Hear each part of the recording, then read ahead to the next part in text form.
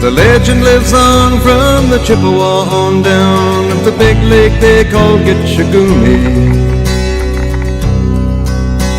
The lake, it is said, never gives up her dead when the skies of November turn gloomy. With a load of iron ore, 26,000 tons more than the Edmund Fitzgerald weighed empty. That good ship and true was a bone to be chewed when the gales of November came early.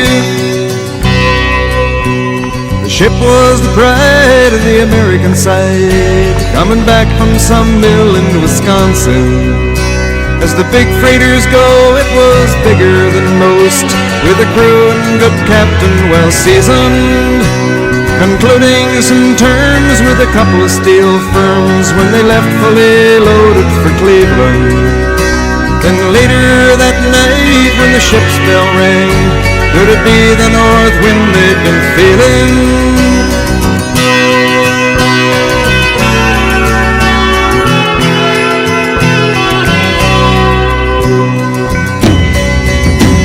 The wind in the wires made a tattletale sound, and the wave broke over the railing.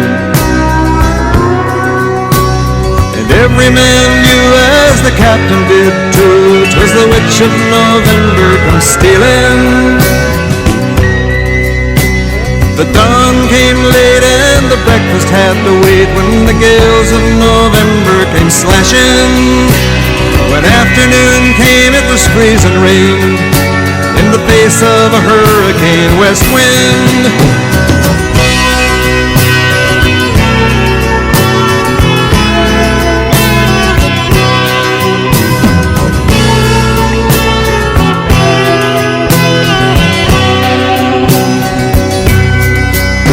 When supper time came, the old cook came on deck saying, "Fellas, it's too rough to feed you."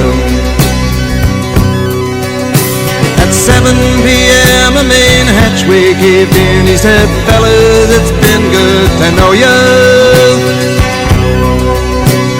The captain wired in, he had water coming in, and the good ship and crew was in peril. Later that night when his lights went out of sight, came the wreck of the Edmund Fitzgerald.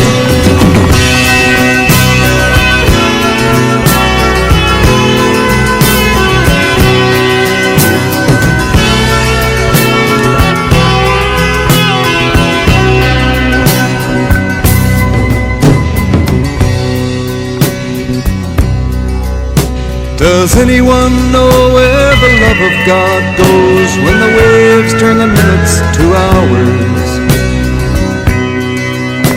The searchers all say they'd have made Whitefish Bay if they'd put 15 more miles behind her.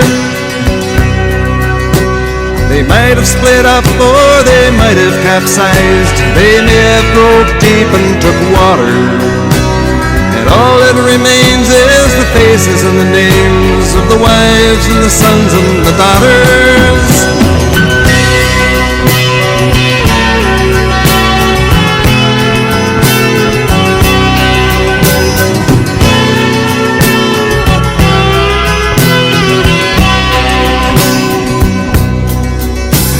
Lake Huron rolls, Superior sings in the rooms of her ice water mansion. Old Michigan steams like a young man's dreams. The islands and bays are for sportsmen. And farther below, Lake Ontario takes in what Lake Erie can send her. The iron boats go, as the mariners all know, with the gales of November remembered.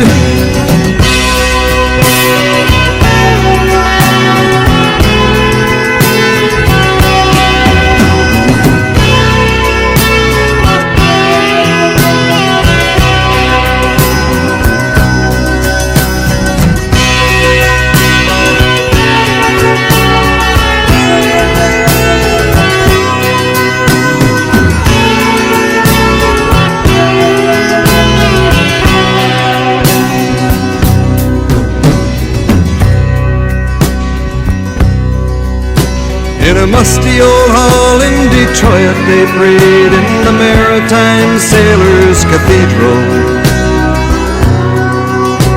The church bell chimed till it rang 29 times for each man on the Edmund Fitzgerald.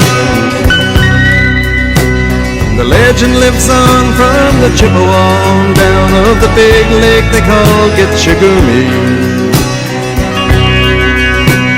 Superior, they said, never gives up her dead when the gales of November come early.